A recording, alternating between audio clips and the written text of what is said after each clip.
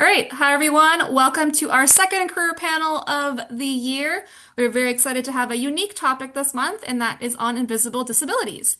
So, Invisible Disabilities Week is this week. It's this big, event that is recognized by the Canadian government under their calendar of health promotion days, and it's a way to be able to increase awareness of health conditions that you might not immediately notice or see.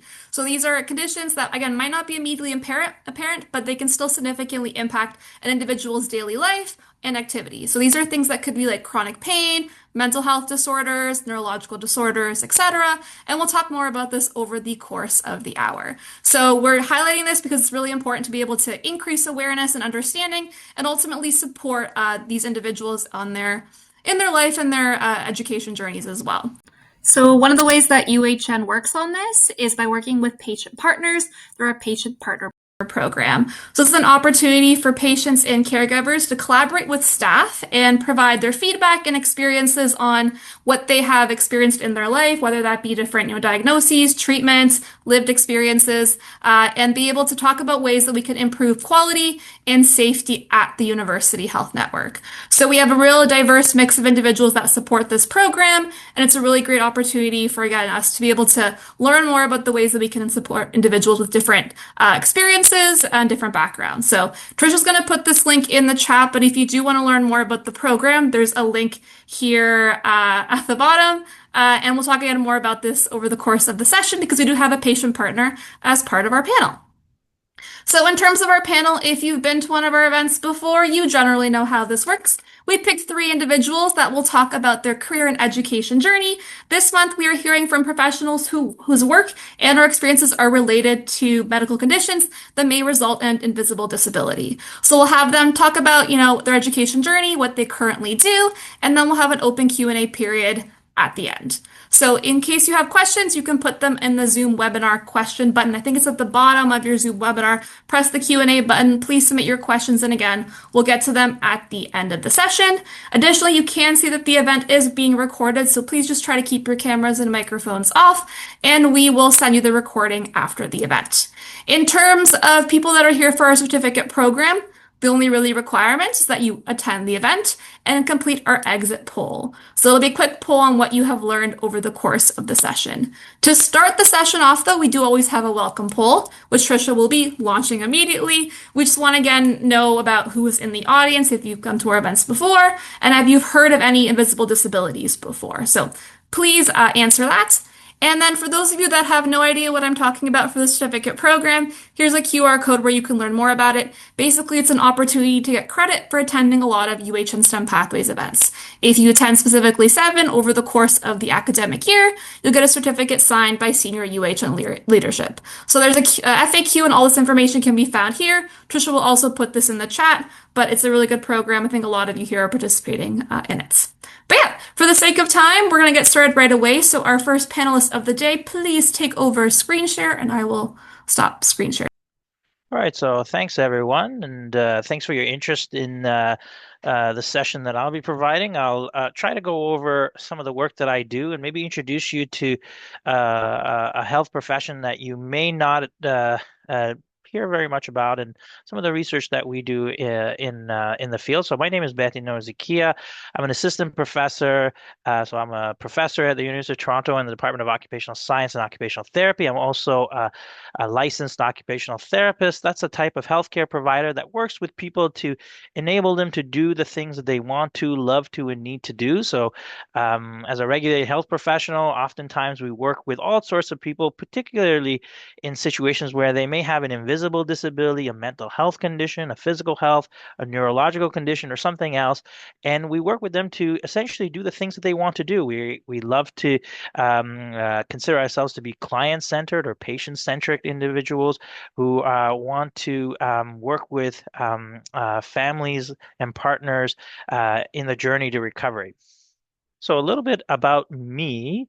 because I was asked to give a little bit about myself. So I did my OT training at the University of Toronto and did some additional graduate degrees at other institutions in Ontario as well.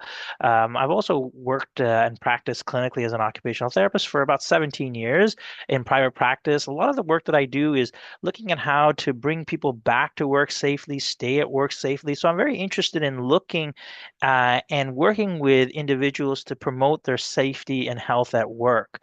In addition to that, I've done lots of other types of training.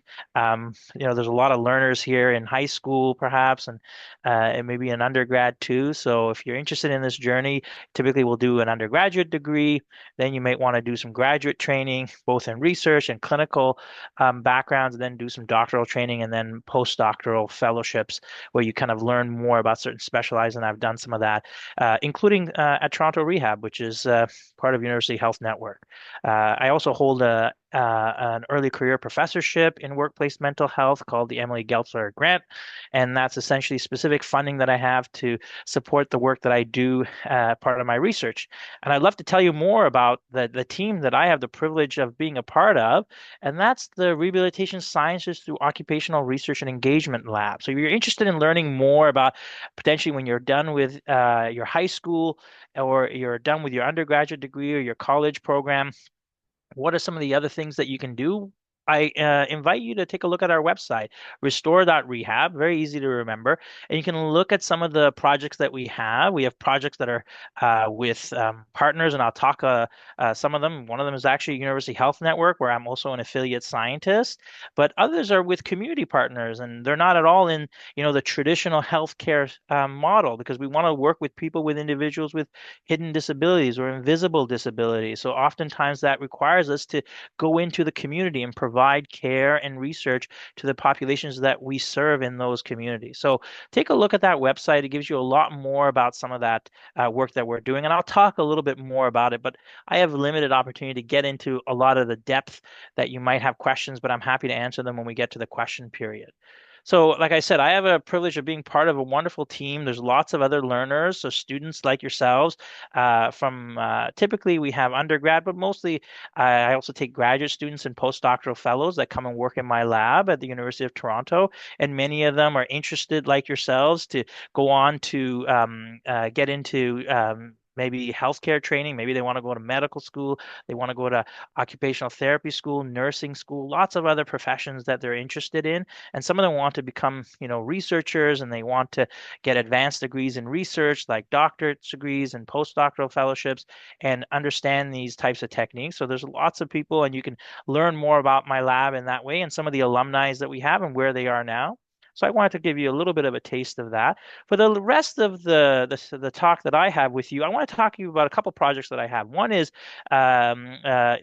well, I guess right here virtually at University Health Network, and it involves a medical condition called lupus. So lupus is essentially a chronic condition, something that occurs for long periods of time, and it's really the body attacking its own cells. So it's an autoimmune condition. So the immune system kind of turns on it on the body and starts attacking it, and it can impact all sorts of areas of your body. It could be your physical health, it could be your mental health, it could be your nervous system, and all of these impact the ways that you interact within the world. So things that we take for granted every day, like getting out of bed, putting on our clothes, going out, getting on into our car, driving to school, or taking the bus to school. All of these things are things that we take for granted, but conditions like lupus, get in the way of our functioning on a day-to-day basis. So some of the work that we've done in research that's funded by the Canadian Rheumatology Association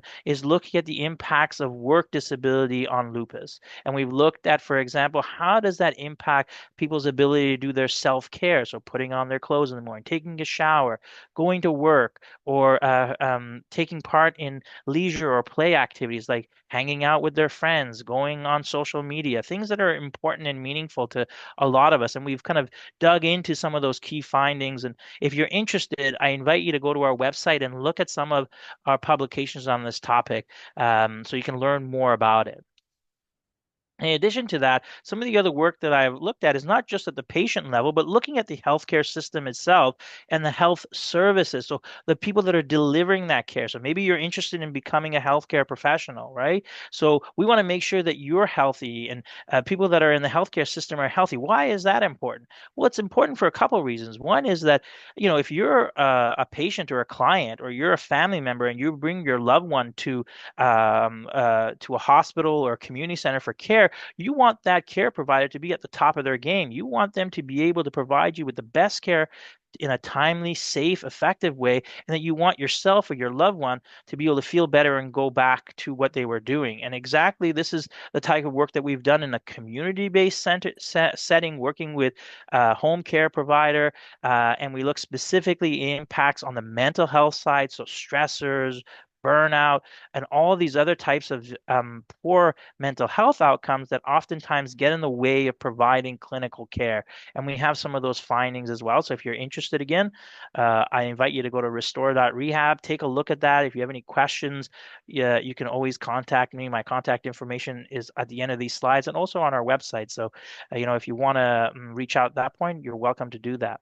In addition to that, we've also done work with industry partners. So, like I said, we kind of my lab and research kind of sits at the crossroads, right? Like at the intersection of both health and work. So we've worked with large organizations like TELUS, which provides electronic medical record services, medical health utilization, and we've looked at, for example, the impact of this type of service utilization on workers' health and well-being. We've looked at the impacts that what keeps people from employing these types of services that are provided by TELUS Health, and why is that important? And if you think that doesn't approach you or is not necessarily related to you, think of it this way: if you or your parents are getting supplemental care because of their employer, chances are that your coverage, for example, for dental, paramedical, things like that, are covered by employee assistance programs. If you're a university student, particularly, like for example, at the University of Toronto, TELUS Health provides some of that care for counseling and so forth.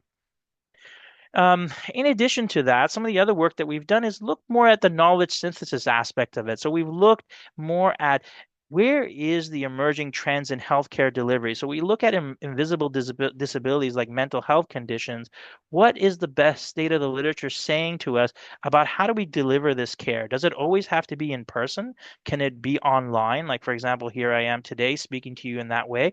Or is there a combination of the two? And we've got some of the findings there, and we've published that in academic papers if you're interested in reading it. We've also disseminated it on social media in very digestible ways that have videos and clips that uses lay language or plain language summaries so that we can reach a broader audience. This is not knowledge that we want to gatekeep, but rather give evidence-informed solutions that can benefit society as a whole.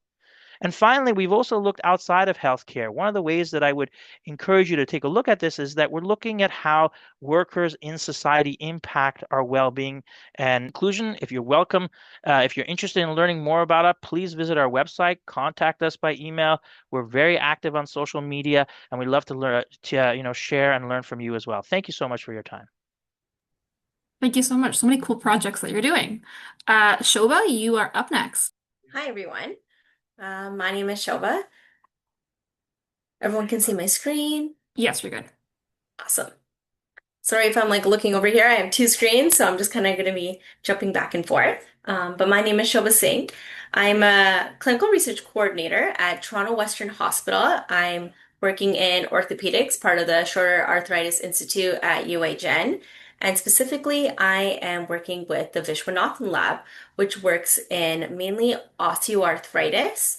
A little bit about osteoarthritis. It's a degenerative joint disease which is caused by the breakdown of cartilage.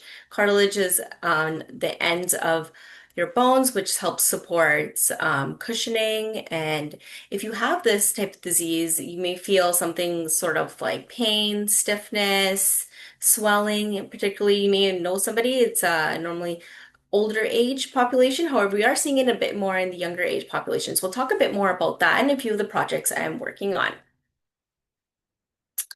Before jumping into that, background about myself, I've been working in clinical research for about 5 years now. 1 year of that has been with the osteoarthritis team, the Vishwanathan Lab.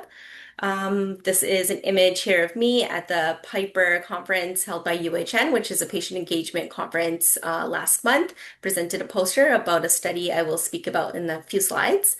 When I'm not at work, I enjoy traveling. Last year, I went on a great Mediterranean cruise, and I went to Cuba not too long ago, and I included a photo here of me at Citi Field seeing a Mets game, which I thought was fitting, given that Blue Jays are in the World Series now. Very exciting. Education for myself. I did do my undergrad in kinesiology over at Ontario Tech. It was called UIT at the time. After that, I started working, got into healthcare. I really enjoyed research, and then I got my certified clinical research professional. It's a certificate program. It really enforces all the details of doing clinical research and start from study startup ethics approval, what it's like to recruit patients, which I'll speak about in a bit, all the details working with Health Canada. And then after that, I still enjoyed my work and what I do. And I just completed my master's actually in research management and epidemiology just to really reinforce everything I do and went a bit more into about writing and management and leadership. So some studies that my lab currently works on, we do have quite a variety of studies. We have cell-based projects that some of our PhD master students focus on. We do pilot studies that do involve animal studies. I do want to do a disclaimer saying that our lab does rely on animals. However, we ensure that ethics approval is in place before this is done, just to ensure that we're using the animals in as humane as possible. And this is only be conducted if necessary. We do retrospective studies, which are studies that'll look at patients like a chart review almost, so looking in past tense, if you want to think of it that way. So the long-term effects. Prospective studies, which is looking forward in time. I have two studies I'm working on. Leap in Bio is one of them, and the gut microbiome. So the Leap in Bio study, this one is looking at the long-term evaluations of osteoarthritis program and the injectables we offer to patients. So patients who have pain, specifically in certain areas of their joints, such as their knee or shoulder or hip, they can get an injection for that at a cost. So we're just trying to see how some patients respond or do not respond and the long-term effects of that. Another project I'm working on recruiting currently is called the TASK project. This is focusing on the gut microbiome. It's a pretty interesting study led by one of our PhD students. So it's looking at the role of metabolites in your gut and the monocytes and macrophages, so the cellular level, with and linking that to knee osteoarthritis. So with that, I'm responsible for sample collection, patients, following them, all the details. And lastly, one of the more exciting projects I'm working on is something we call an RCT, which is known as a randomized control trial, which I'll focus my talk on today. This study is looking at bone marrow aspirate versus saline. So we'll dive into that. So this, as I said, is a randomized controlled trial. So what that is you have a group of patients, a study population, and we randomize them. This is a double-blinded trial, meaning patients do not know if they will be getting the treatment arm and or the control arm. However, both groups will be measured equally and we'll be following them equally. So you won't know and I won't know, being on the clinical side along with the medical team, what treatment you get. At the end of the study, if you'd like to know, yes, we can let you know, but we'd once the study closes, we can disclose that information. So this study is a Health Canada authorized controlled double-blinded trial. It's looking at bone marrow once again versus placebo. Placebo is a saline injection. It's a two-part study. We're currently only focusing on recruiting for phase 1. Phase 2 will look at lipoaspirates. We're taking fat tissue, with leukocyte-poor PRP, platelet-rich plasma. So we're getting blood from patients, and then we're also comparing that to salines. And for this study, we're trying to track the treatment for osteoarthritis. So talking a bit more about this. So patients will get their bone marrow. This is going to be taken from their iliac crest. So the iliac crest is their hip bone. So if you feel for your hip, in the back of your low back, not to your spine, just in between your hip and your low spine there. At the top there, we're going to get bone marrow and then and or saline, as I said, and patients will be randomized. And then the treatment will come back to me. We'll wrap up the syringe in a blackout tape, and then we will be injecting that into their affected knee. So if it's right or left, we'll get their bone marrow. You'll be randomized. This is all done electronically online. And then the treatment, I'll pass the sample off to my colleagues in the lab team. They'll pass me back the treatment, whichever it is, if it's the treatment arm and or control arm, and then we'll place it back into the subject's knee. As I said, this is a Health Canada trial, so if you'd actually want to learn more, you can actually go online and type in clinicaltrials.gov. This is an open web space to search any clinical trials that's available. And if you type in the name of our study, ABLE OA, you can find out more about our study and learn more. Talking a bit more about this, the purpose of this study, why we're doing this, is to compare the effects of bone marrow aspirate compared to placebo. So it's an efficacy study, so it'll be measured by pain. So if a patient tells me they have pain today on a scale of 0 to 10, maybe 7, my goal for them is that when I see them again at the 6 months visit, that they say they have less pain, ultimately. And we're trying to rate that on at least 2 points, it's less. If you tell me your pain is 7, hopefully it's 5 or less, of course, you have less pain. This is a 1-year study, so we are collecting samples as well, so we're trying to see why some patients respond. So we're looking at the inflammatory profile and seeing why some individuals respond and some individuals don't respond. So looking at that, we're going to take some samples. So we'll, on top of the bone marrow we'll also be getting some blood, urine, synovial fluid, which is fluid that could fill up in your knee. Some individuals have inflammation in their knee. And questionnaires. Questionnaires are super important, and research, almost all research studies have some sort of questionnaire or survey where they're collecting data and they'll be comparable. As I said, we'll be collecting this over a year. We're collecting questionnaires will be throughout at 3 months, 6 months, and a 1-year visit. And samples as well will be collected as well at the 6-month visit along with questionnaires. So we'll be comparing baseline to the 6 months. What's a week in the life as a CRC, as a clinical research coordinator? I do quite a bit of things. I work heavily closely with our PI, which is the head of our department, who's normally an MD or PhD, and it's a scientist, a PhD, so I'm at the forefront of when a study gets set up. So for this project, for example, I was at the start of getting the project set up, with getting the protocol, ethics approval, Health Canada, getting the team set up with ethics, coordinating daily trials activities. So that's following patients, recruiting patients actively in clinic, getting samples wherever that is. If it's not this study, it's going to the OR, for example. Very busy with the patient side, and then following patients throughout the duration of the trial or the study, and doing data management. So ensuring that all information is in place into our system, information is cleaned properly and inputted correctly and accurately. A little bit more about this. I put this image in here to show. So trial management, compliance, so that's the ethics and REB, which we call research ethics approval. Health Canada, patient coordination, documentation with our data management, and safety monitoring. Safety monitoring is super, super important in research. So if we have a patient who has an adverse event, so it's an event related to the study, it's really important that we document this.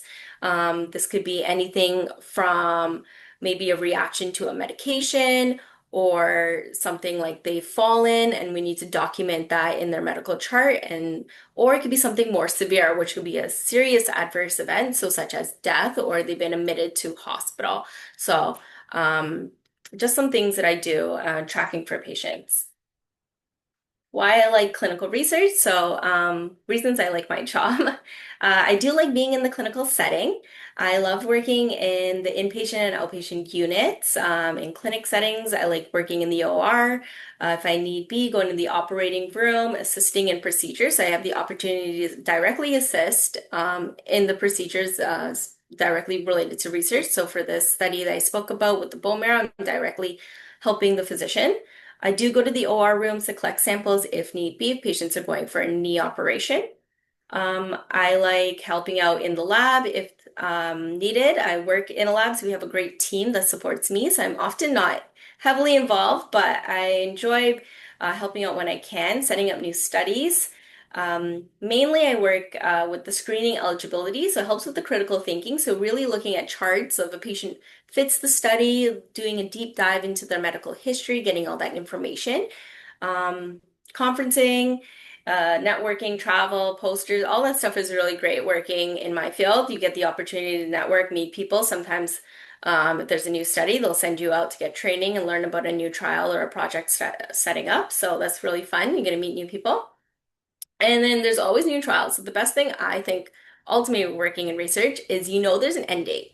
And the study will set up and it will run for maybe 2 to 3 years.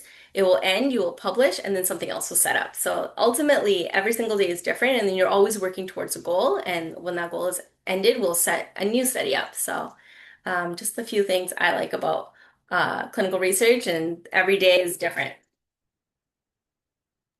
Fantastic. Thanks, Shobha. Very exciting that every day is different. Students don't really realize that in some jobs. All right, we have one last panelist for the day. Amos, you can take over screen share wherever you're ready. Hi everyone, my name is Amos Marsters. I am the lead product designer at Muse, a healthcare kind of similar company that does health and wellness in the product space. I'm also a visual artist and a patient partner at UHN because of my experience with an invisible disability called vascular Ehlers-Danlos. Skip ahead. So in terms of my education and background, I went to Algonquin College in Ottawa. And so I took a graphic design program there, which was a 3-year accelerated program. We take about 9 courses a semester, so it happens in about 3 years. And then I also, in my spare time, do lots of continuing education in the art space. So this is a photo from the Toronto School of Art. I've also taken courses at the Ottawa School of Art and some other institutions. I'll talk a little bit about what product design is. So when I say product design, I think a lot of people think about physical products, but what kind of in the industry right now, in the technology industry, it is more related to digital products. So user experience and user interface design. So thinking about how someone might go through the experience of an application. If you were to think about a popular app like Instagram, what is the experience of taking a photo and uploading it to your story? Someone has to kind of think about that experience. You open the app, you open and look at like the top little plus icon in the top left, and you take a photo, add something, and then post it. So that's a job called user experience design, where someone is essentially deciding how people go through apps and digital experiences, kind of like how you would go through a house like an architect would design. So that's one half of my job, and the other half is the user interface. So thinking about basically what all the things look like. So what does it look like when you post a photo? What do all the different buttons look like, and all the different colors and things that go along with the branding? And so I think kind of to simplify it is basically how someone may use your product, and just to kind of create the best experience given all your constraints. And just in terms of essentially like the flow of the products I work on, we basically think about it in the design process, which is simply designing things as we understand, explore, and materialize them. So first we empathize with the people using the product, and then we kind of define the problem that we want to solve, or the things that we want to come up with. And then we ideate on the solutions that might solve that problem. So that can be workshops with people that use the product. It could be, coming up with a lot of ideas and brainstorming. And then we kind of reduce those ideas and come up with ones we think are the best fit. and then we prototype those. So those can either be simple prototypes where we essentially show to people using the product and see if they can get through it by doing usability testing, where we might ask them a series of tasks and questions where they go through it and see if they can successfully complete the things that we want to do, like posting a photo on Instagram. And then we evaluate if the design that we created was successful and if there's any updates that we need to make it. And at that point, we go ahead and then implement it. A lot of those points are kind of you go back and forth. It isn't necessarily a linear process, and you kind of tackle different parts of it at different points in the product life cycle. So it's just an example of one of the things that I've been working on recently. So the company I work at, Muse, has a physical headband that people wear to track their brain by measuring electrical signals in their mind or in their brain. And with that, we can detect things like how focused they are, how calm they are, and what type of sleep stages they're in, and where sort of what their sleep was like. And so we're running a new project that focuses on the sleep experience in the app using the physical product. And so one part of my job is that empathize piece where I essentially talk to users about their experience. And then I also run tests on the experience and see if people can go through the designs that we have basically created. I'll talk a little bit about my experience as a patient partner. So what brought me to being a patient partner was I have a lot of experience in the healthcare system as a chronic healthcare patient at Toronto General, Toronto Western, Sunnybrook, and West Park Rehab Center. Basically, the role of the patient partner is to attend meetings and focus groups and be the advocate for patients going through the hospital. So we contribute to decision making, program design, and essentially share our story and feedback and experiences to help people that work in the healthcare system hear from the patients themselves. And it's kind of an interesting opposite to my career where I'm actually in the user seat, or essentially the person that is receiving the service and giving my feedback instead of the one running the tests or coming up with what we need to design. What led me to actually being a patient partner was my experience living with an invisible disability. So that's vascular Ehlers-Danlos, which is a subtype of Ehlers-Danlos, and has kind of given me lots of chronic health concerns from birth. But it is almost entirely invisible. I now walk with a mobility aid, but that's from a complication with vascular Ehlers-Danlos. In terms of my career and how that's affected my career in design, it's had to kind of be on pause multiple times while I go to the hospital and deal with traumatic situations and life-changing complications. When I was in grade 12 and kind of going to university, I was always considering kind of a career that wasn't super physically demanding or require lots of travel. And then 3 years ago, I need to start using a mobility aid, like I said, so it kind of affects my day-to-day. And other ways that an invisible disability kind of affects my day-to-day is not being able to play sports, lift heavy weights, or things over 50 pounds, and essentially deciding how much I can do, so how far I can walk, and just considering if activities are things that I'm able to do. Yeah, I think that's pretty much it in terms of how I became a patient partner. If you want to learn more about vascular Ehlers-Danlos, I encourage you to look at thevedsmovement.org. And yeah, thank you so much for listening. Thanks, Amos. Great to hear from you.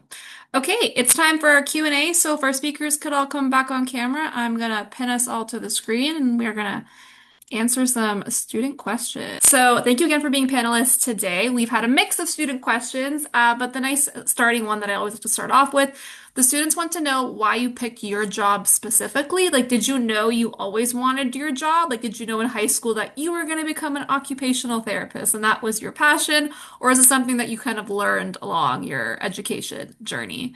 And maybe we can go in order of speakers. Who was first? Eden, you were up first. Sure, thanks. I think for me, it was I definitely knew that I wanted to get into the healthcare field. One of the reasons why I picked this particular health profession to train is that I find that it gives you an opportunity to sit down and talk to people.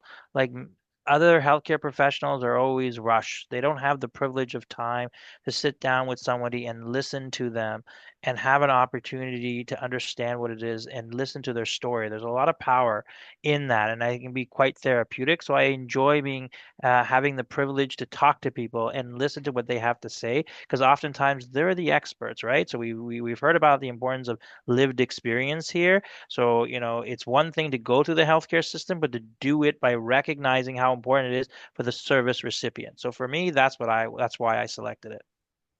Fantastic. Shobha, what about you? Um, Did I always know I wanted to do clinical research? I'd have to say no. I actually did not know what I wanted to do when I was in high school or undergrad. I did do health science, and I knew I wanted to get into the hospital, so that's exactly what I did. I kind of volunteered. Then I ended up meeting a principal investigator, a PI, who had their own lab, and I asked them kind of what they did, learned more about their research, and then they kind of encouraged me to apply to clinical research. And I really enjoyed what they did and the dynamic of how you could do research, but not just solely be in a lab space, wet lab setting, and just also be on the clinical side. So I really enjoy working with patients and being engaging and being almost like a project manager for these studies, but directly working on the clinical side of things. So getting that both in between of clinical admin, working the Monday to Friday is also really great, the 9 to 5, without the clinical rotations of the weekends, evenings, days, and nights. So that's also really nice. So yeah, that's kind of how I landed into it. Fantastic. And then Amos, what about you? I would say I definitely didn't know specifically that I wanted to be a product designer, and I was sort of in high school trying to consider the passions that I had, and I really liked art, but I wanted to find a career that seemed a bit more stable.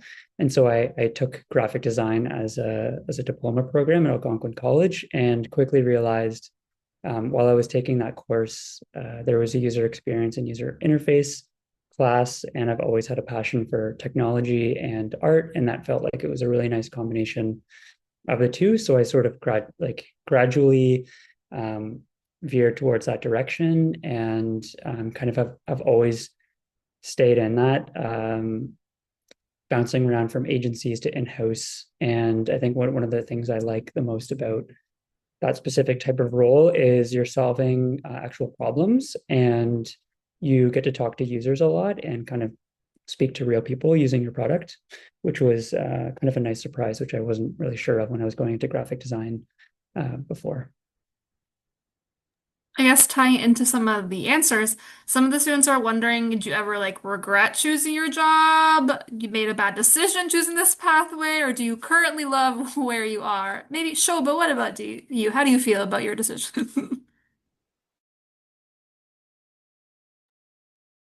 No, I don't regret going into research. I think it's really challenging in a positive way. There's always things to do. With that being said, there's always work to be done. So I feel like I'm always working. But no, I don't regret it. I do like the challenge every day. If it's working on a presentation to present, or going to a conference, or making a poster, doing writing, or getting something out, I like the dynamic. So I accept the challenge. Any of the other two have any regrets about your pathway? Go ahead. Yeah, I mean, I would say I definitely have looked into different careers, and I'll be honest about that. And I think it's important to remember that whatever career you pick, it's not doesn't need to be a career forever. And there's lots of opportunities to kind of switch over to other things. Doing education kind of later in life is totally okay, and switching careers. And I think it's just important to follow whatever your passion is, and what you really enjoy doing. So that can always change too. It doesn't, whatever you decide now isn't forever. Yeah, I think I just add that I think where you are in your juncture is probably like there's no one path. There's not a linear line you have to take, right? There'll be a lot of side quests that you might take, and maybe you want to go and work, go back to school. I think all of those are okay. And everybody's journey is going to be different. So for me, I enjoy what I do, and it gives me a lot of opportunity to do different things. And I think as long as you're happy with your choices, I think you're on the right path. Good advice. Good advice. All right, got another question for you. Occupational therapist versus physiotherapist.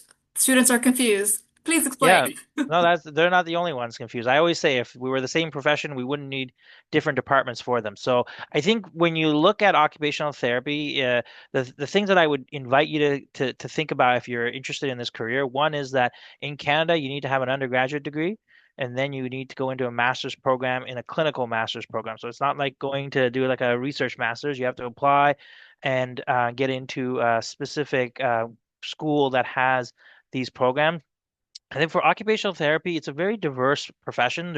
You can work across the lifespan, so from children to adults to older adults, geriatrics, if you want to use medical terms. You can also work from mental health to physical health, combination of the two, in hospital care, in community, and even completely outside of the healthcare system, like in the judicial system, in the education sector, and so forth. Some of the things that occupational therapists do is we do assessments looking at how people function or their ability to do things. So, for example, if you look at a condition like a physical condition, it could be that you look at how they move their arm up and down. So, like their range of motion, you might measure something very specific that way. Or if it's a mental health condition, you might do a type of evaluation to see what their state of mind is like. You can screen them for something like depression, or you can provide different types of treatment. So it varies on the aspects. Some of it is very hands-on and measurement based. Others is more speaking and evaluating and assessing. But ultimately, what we do at the end of the day is ensure that people can do the activities they want to and love to do, where it's self-care, productivity, leisure, or play. I think that was a good, simple explanation for them. Yeah, in a short amount of time. That's all we have. All right, so we Exactly. got questions for you. They want to know more about these injections you were using. I don't know if you saw some of the questions that were submitted. They want to know about the saline versus the other one. They want to know just more details about these injections that are part of your work. Yeah, I know I glazed over that pretty quickly.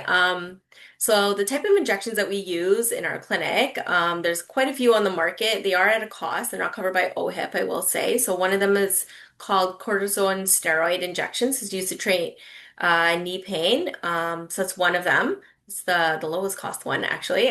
There's another one called PRP, which is platelet-rich plasma. So what it is they take your blood, actually. They draw out about 40 milliliters. Sounds like a lot, it's not a lot, and they spin it down. They spin it down twice, actually, and then they inject that back into your nose. So pretty cool. If you read up some sports articles, if you're interested in sports, we could see some athletes have done this in the past. There's another one called hyaluronic acid, similar thing. So what we're trying to do is to see why some patients go for these injections.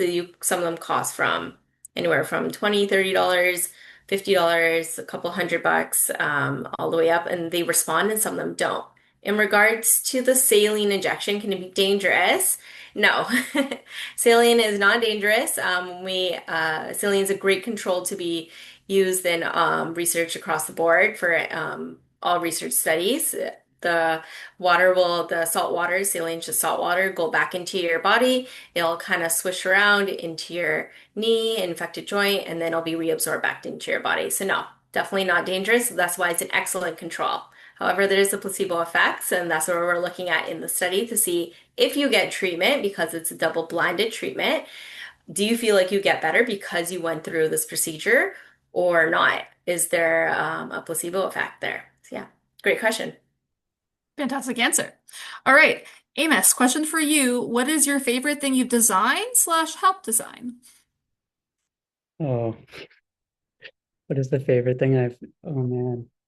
Um, yeah, I would say some of the things I'm designing right now are pretty interesting. I guess I didn't go into in depth about it, but essentially some of the things that we're doing can affect your ability to get deep sleep and kind of affect the quality of sleep you have while using your device, which seems like a very interesting thing to design and a kind of novel experience to design. So that's been really interesting, and I've really enjoyed kind of trying to figure out ways that we can explain that. I think a lot of the stuff that I've done at this company is kind of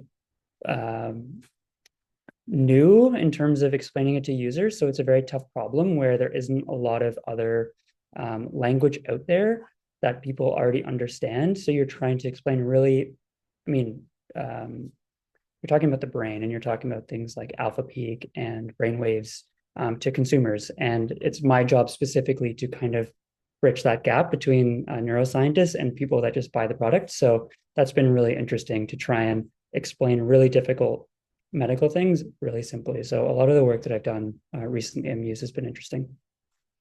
And I guess a follow-up question from students. They want to know if you actually design the app yourself, or do you just change features on it to make it more accessible or easy to understand for audiences?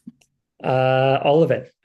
So I work is at a startup, so pretty much everything that is on the app is something that I've designed, and that goes from conceptually, creating wireframes, which would just be like black and white, and figuring out what goes where in terms of content. So like what words, what boxes, essentially, and then what colors, what it looks like, how people go through it, all of that. Obviously, I don't do it alone. There's collaborators with like the tech team and marketing and all these different people that have input, but everything that is designed and created is the designer's role. But they get input from lots of the different parties that are interested. All right. Got an osteoarthritis question, so I guess that is Shoba. They would like to know how can that affect someone's daily life? Like, how does that actually affect their day-to-day lifestyle? Good question. So it presents differently in different people. So some people will have osteoarthritis and they'll live a very normal lifestyle. Some people have a lot of pain. Some people may have swelling. Some people may choose to have a knee replacement. So a joint and complete replacement of their knee. Will they'll go in, they'll take out all the bad areas, and they'll kind of place you back in with new. It's almost like a whole new knee, but in a tool format. Yeah. But it could present differently. So you can have mild osteoarthritis and maybe go do some physio, go to rehab and be a-okay, do some strength training. Some people may need more treatment with that. If it's bone on bone, they will maybe recommend getting total knee replacement or total joint replacement there. All right. Question about occupational therapist. Okay, we know who that is. They would like to know if a student or working professional has a new or worsening disability, how might an occupational therapist help support them in their lifestyle? So how might they approach? Sure. I mean, I think there's so many ways they can do that.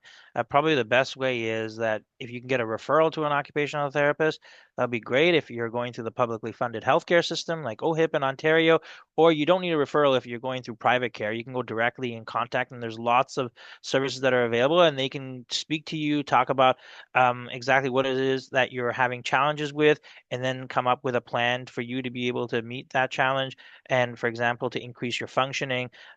Specific examples could be, for example, that you want to get back to driving your car.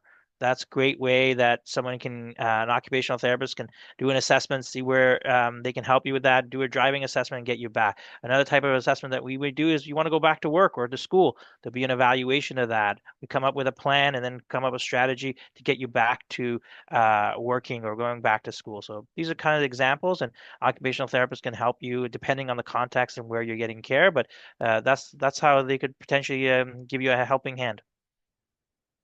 All right, kind of a connected question. They want to know if you ever work with children, or how would you work with someone who's a young individual that might have an invisible disability? Do they get approached differently? Are they treated the same? How does that work out? Yeah, so I can't comment on the pediatrics part other than what I did in my training, so it's not really within my wheelhouse. But definitely, you're going to want to see a pediatric occupational therapist for children. I think it's obviously seen differently, like any other type of care, depending on the condition. If it's a invisible disability or whatever the case is, I would probably find the right type of OT. If you have any questions on how you find the right type of care professional, you can always go to regulated health professionals have regulatory bodies like colleges, and there you can search up occupational therapists just like any other health profession, and you can look it up by condition, types of populations they serve.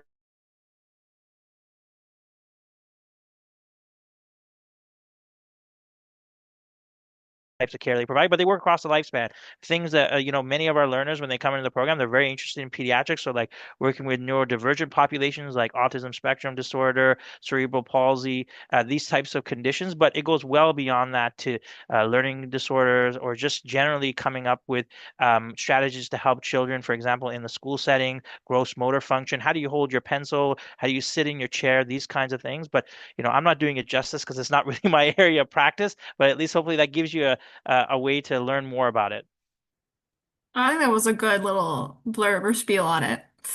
All right, Amos, we do have a handful of questions about your experiences with an invisible disability. I know one student was asking about the different types of Ehlers-Danlos, I think it was like vascular. I can't remember what the other one was that they wrote, but they're like, could you explain the differences and what specifically you experience in your sub-branch?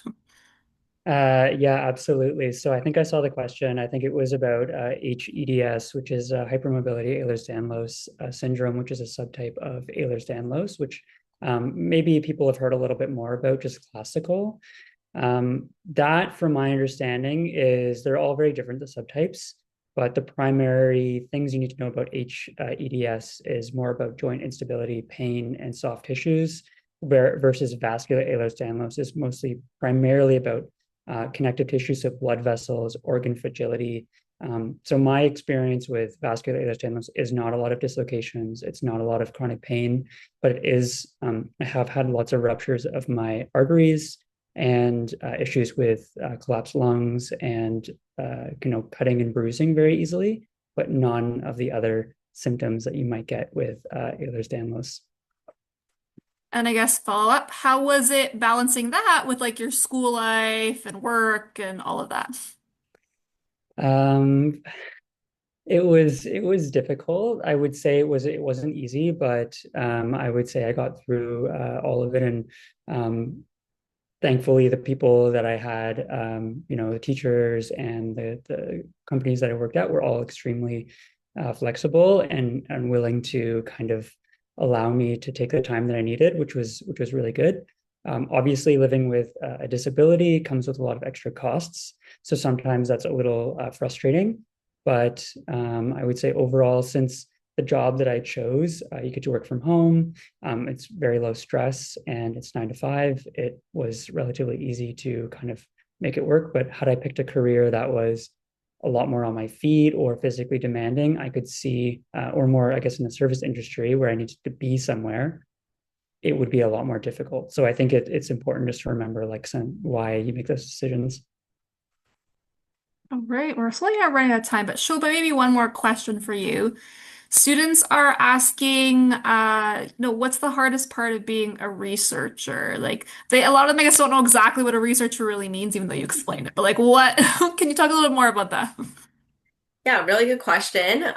It varies. That's the beauty of working in research. So you can have people who work in research and they're just focused in the lab. So they're just a research tech. They help with different samples, whether it be from animal studies, working on that, or if it's with patient human samples. So there's that form of research. I'm on the clinical research side, so I love working on clinical trials. We have a nice protocol. We follow the protocol to a T. And I follow patients because I like working with patients. However, you could work in research and be on the pharmaceutical side. So you can work in big pharma, which is a great position to have. Really diverse, lots of people work. So you're all working on getting like a drug up into market, getting ethics approval. So that's a whole other area of research. There's Health Canada you can get into ethics. So it's more of a work from home, admin, administrative job. I'm kind of in the middle of it all because I'm a research coordinator, so I get to touch on the ethics, the patient side, a bit with the samples because I'm forefront getting the samples from the patients. So my role is quite dynamic, which is nice. I kind of like that. So I get involved with every little bit of it all. All right. We have time maybe for one final question before we wrap up, and the last one's a nice, easier one, hopefully. Do you have one piece of advice for these students as they're thinking about what they want to do in the future? So maybe Shobin go first again because you just talked to me. Good question. I know it's really tough when you're in high school, because you only have so many courses or subjects, and you don't really know what's out there and what's for you. I would still strongly recommend going into post-secondary. There's so many courses you can take in post-secondary, such as electives, and most programs, almost all programs require you to take electives. What I did when I was an undergrad, I took electives that were completely different from my field. So I was in health, so I took courses like geography and philosophy, sports related courses for fun. So I would definitely recommend that. You can always transfer out and switch. But yeah, definitely go into post-secondary, get your foot in the door, get in there, and then see what you like, try a bunch of different things, and hopefully you land on something you like and you can put that towards a career. Excellent. Bedin, how about you? Yeah, I think you should follow your passion, and if you're here tonight, obviously you're interested in STEM, so continue that pursuit in however ways that looks like. Maybe it's going to do more schooling right away. Maybe it's a combination of school and work. Either way, I think you're on the right track, and you're going to find your pursuits. So keep on track, follow your heart, and I think you'll be in the right path. All right, and Amos. I guess my advice would be similar to Beden is yeah, follow your heart and your passion. I think with the caveat for that being that you can always change career. It's definitely doesn't not something that you're tied into for 40, 50 years, however long people typically work, but you can definitely change your career down the road, and you can always, pick a career and make a slight pivot if you don't like it. And there's lots of transferable skills, and it seems very daunting to switch careers midway through your life, but it's really not. And it's just important to do what you really like, because you could do it for a while. All right, thank you. That is the formal end of the Q&A portion. Thank you so much, panelists, for taking time out of your days till Wednesday to randomly do this panel. This was really lovely. For the students that are here, as a reminder, you do need to complete our exit poll, which Trisha will be launching momentarily, if you do want credit for attending the event. So again, please fill out the exit poll. It's just a few questions on what you have learned today. In the meantime, I am going to do our wrap-up slides. Hopefully everyone can see them in a second. Perfect. Okay, so thank you again for attending our career panel. Hopefully you did learn something new. As a reminder, our team is UHN STEM Pathways. We're an outreach team with the University Health Network. So we run programming every single month like this career panel, and you can learn all about our programming on our website, UHNSTEMPathways.ca, or you can always email us or contact us on social media if you have any questions.